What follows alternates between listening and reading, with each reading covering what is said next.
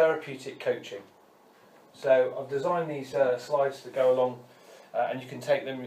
I'll send them to you by email. But, New Leaf Program's this is the first attempt at doing a coaching lesson.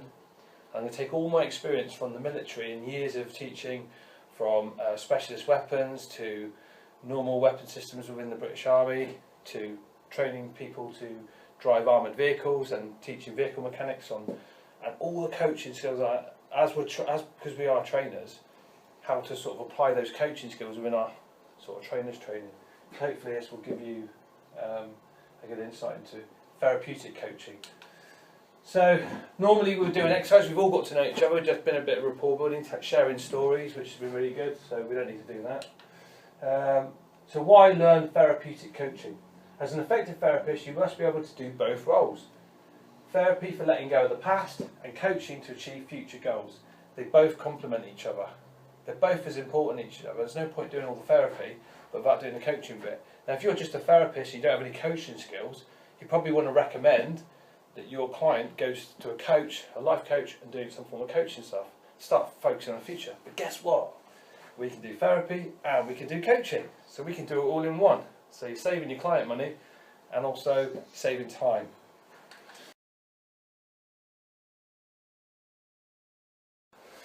So the difference between therapy and coaching, I love this slide that I've designed because it really gives that sort of the difference between the two. So therapy is dealing with the why, the what, the past, the root causes, interventions, change work, and gestalts. So if you're a therapist, you can deal with gestalts. You can deal with limiting beliefs. Coaching is like, what now? Where do we go from now? You're now gone through the storm and you're coming out the other side.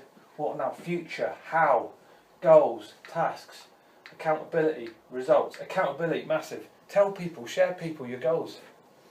Because then people go, didn't you say you were going to move house next year? Didn't you say you were going to get a new car? Put it out there, what you're trying to achieve. And then people, because when you put it out there, you suddenly got to make it happen, didn't you? And what our job is to do as therapeutic coaches is to make sure the therapy is done correctly. Then you do the coaching, and then it's like the icing on the cake. It will have stability, it will have substance, it will be consistent, and they will also value what they get.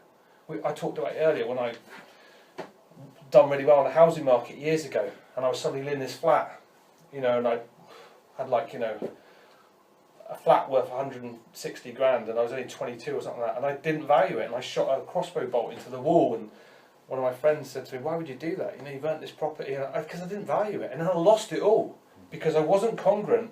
I had all this money, but I wasn't congruent with it. And now when I earn money, I really appreciate it, I really value it, and I love spending it, and I enjoy spending it, and I work hard for it. But when I had it years ago, I wasn't aligned with it. It's also understanding though that at sense? any point in the future, you might do the therapy and move on to the coaching, but at any point in time, something can get triggered up, and then you need to go back to the therapy. Yeah, and then it's a block in that sense. Yeah, it's like a block. I've dealt with this. Yay, happy days.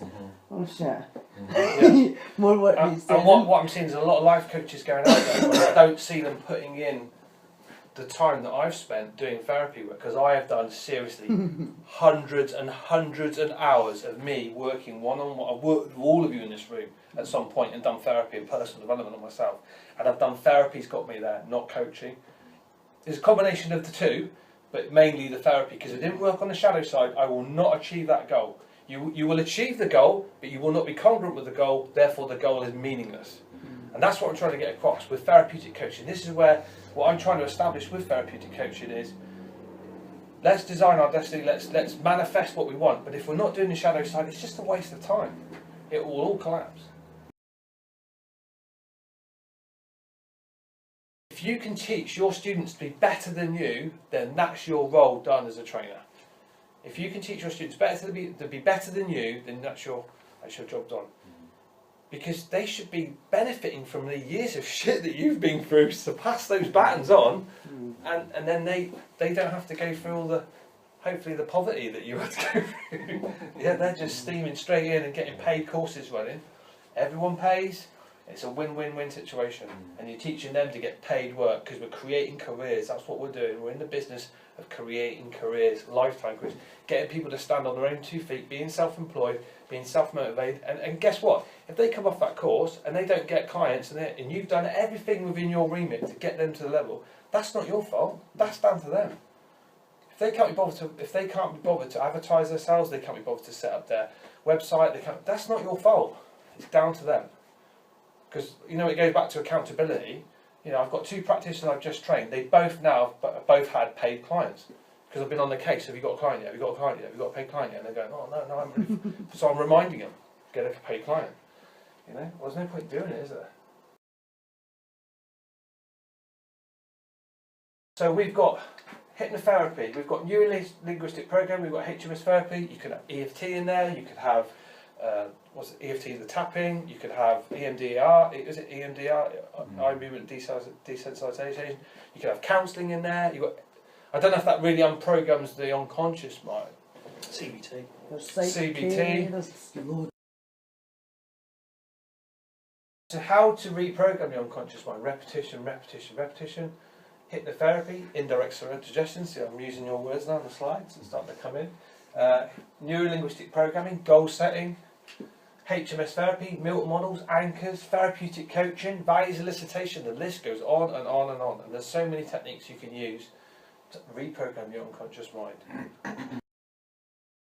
Empowering feedback, we're learning now about the feedback model with the trainers training. What you did well, overall, what you did well, what will take you to the next level, but overall what you did well. Never like all the negative points. How did you feel after I gave you feedback this morning? Yeah, fantastic. Did you feel charged? Absolutely, yeah. And I got quite a few, we can say in the room, negative points in. Yeah. But I did it in a way, so you go, yeah. I could take it.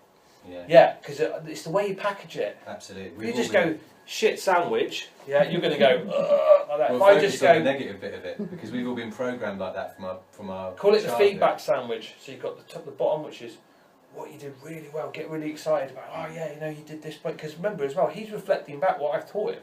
If he's not doing any points, then that's down to me as an instructor. Qualities of therapeutic coach. Right. This is. Do you remember this model from the military days? British Army, the best instructors will come from all over the world to Sandhurst. All the military academies send people to Sandhurst to learn military teaching and military training. It's the best in the world. What I was doing from 1997, teaching small arms weapons to infantry soldiers, when I was first introduced to teaching, call it C-made, yeah? Confidence, manner, attitude, diligence, enthusiasm. If you project that into the room, they will learn. If you project, my name's Webster, I don't really care if you learn this or not. Yeah, it's going to come across in your students, yeah.